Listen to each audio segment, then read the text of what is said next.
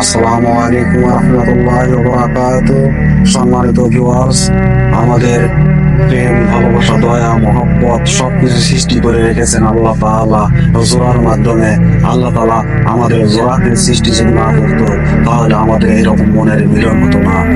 কেননা আল্লাহ তাআলা যেহেতু আদম আলাইহিস সালামকে যখন সৃষ্টি করেছিলেন, তখন আদম আলাইহিস সালাম একাকিত্ব ভাবে যখন ছিলেন, তখন আল্লাহ তাআলা তার মনের ভাব, মনের আকাঙ্ক্ষা গুলো বুঝতে পেরেছিলেন। এই জন্যে আদম আলাইহিস সালামকে তৈরি করার পর মা হাওয়া আলাইহিস সালামকে সৃষ্টি করেছেন।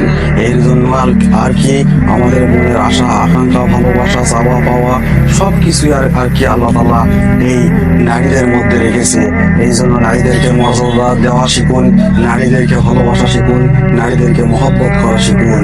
নারী মানেই মা, নারী মানে মাতৃত্ব, নারী মানে স্ত্রী।